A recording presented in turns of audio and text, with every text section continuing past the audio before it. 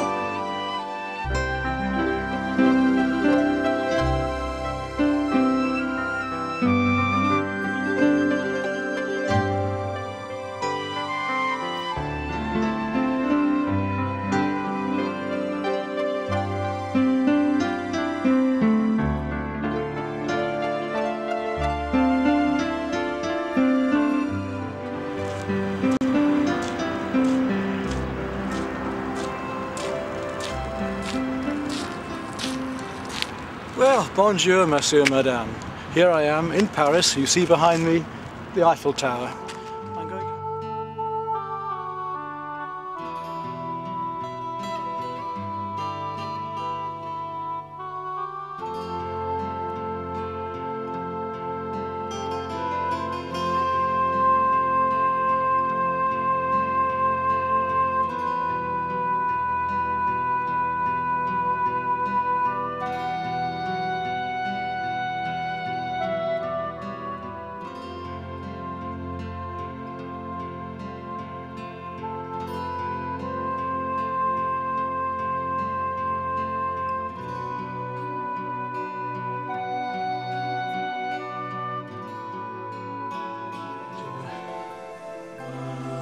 Style.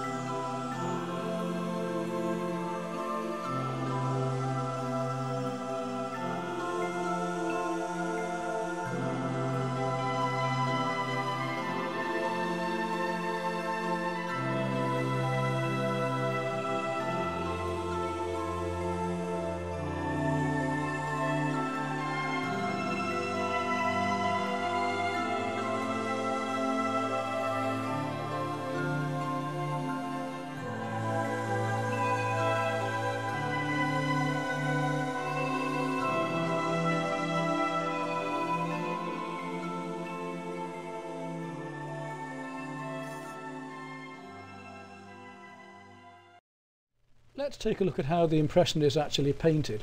Here's a colour circle with some bars of colour below. Here now you can see the red and the blue look very similar, and colours that were once very bright now seem very dull. Looking at one of my paintings doing this, the yellows look very bright and so do the pinks, but the reds, the yellows and the pinks all look to be almost the same colour when they're taken down to a tonal painting. So tonal painting is quite different to colour intense painting. The eye mixes them, we're confused, and it makes a very bright, vibrant orange, and the smaller the dots, the more the orange seems to be just a mixture. Constable uses this to great effect. You'll always notice a little red figure somewhere in his green landscapes, deliberately to make the greens look bright. We'll see in a moment. Look how bright that yellow looks now, and if those were shadows in the sand, how much those shadows would sing and be alive for a hot summer's day. We'll see a painting like this later in my paintings when I show you them. Here you can also see that purple being used against a yellow on the roads in a scene in Savannah. This was called the Gingerbread House, and I had to do something with this vast expanse of foreground to break it up into these shadows being cast by the trees, then putting the grounds, different coloured grounds, over each panel for the different effects I wanted. A light yellow ochre, a duck egg green and a pale blue, each being used for different times of the day, midday, morning and evening. The main colours were then scumbled and worked up over the surface of the texturing. Here's a straightforward flat canvas, but this time again using a lot of broken colour and playing one colour against another in the colour circle, the warms against the cools and the opposites of the colour circle.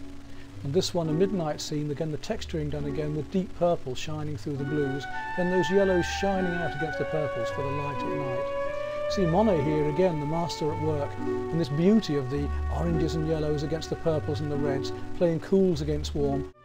This is one of mine done in New Zealand with the computer enhancement.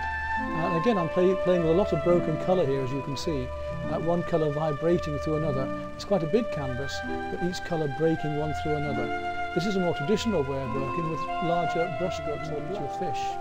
Here a quick study in the evening, 10 minutes again, quick pastel study of the clouds scudded past in New Zealand, sitting on the beach. Again you see how we play the warm and cools against each other, the opposites in the colour circle and the warm and cool blues and the warm and cool warms. But use a medium for its own beauty. How beautiful wet into wet can be, an early morning scene here over a lake in New Zealand, using this wet into wet for the sunrise. Here again, playing one colour against another, the warms in the sky in the background, the underpainting, letting the cool shadows and those greens really glow.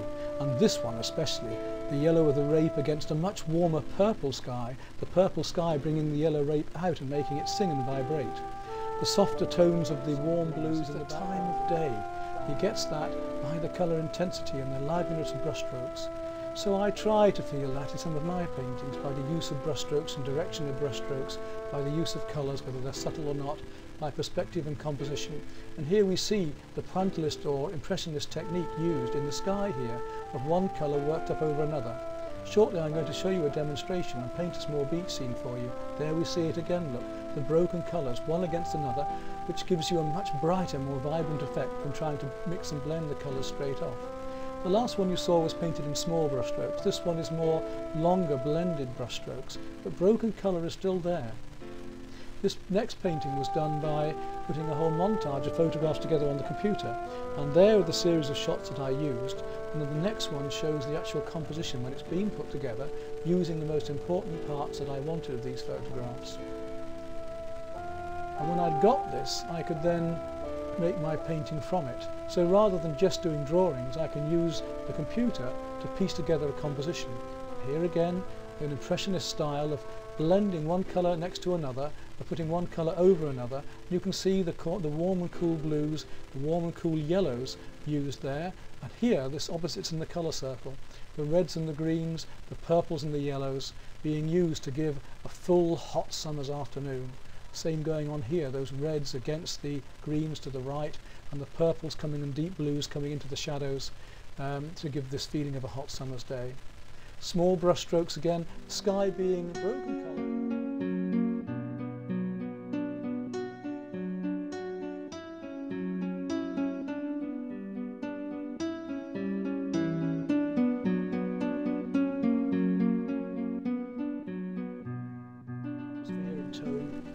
Working from lost and found edges, so harder and sharper edges, the rough and the smooth, the cool and the warm, the light and the dark, all the opposites going on. A nice delicate watercolour of the same scene. No other medium, just straight watercolour this one.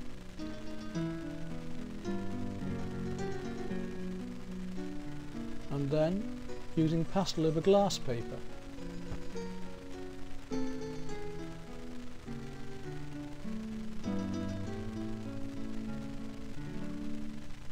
And this one is stick and ink, a lovely instrument to draw with, just a piece of sharpened stick, an ordinary Indian ink. Once you've made a chinagraph pencil, and we can say the most with the minimum. We don't want tons and tons of lines that mean nothing. We want to say what we can with as fewer lines as possible.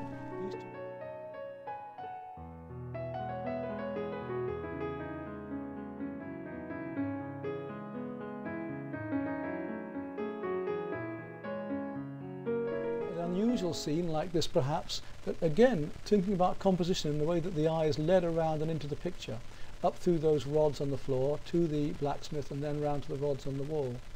Broken colour again and very strong colours, and the opposites in the colour circle, a large piece of acrylic ink and pastel of a market in England. Broken colour again you see with the colours worked one over the top of another and letting one colour glow through another.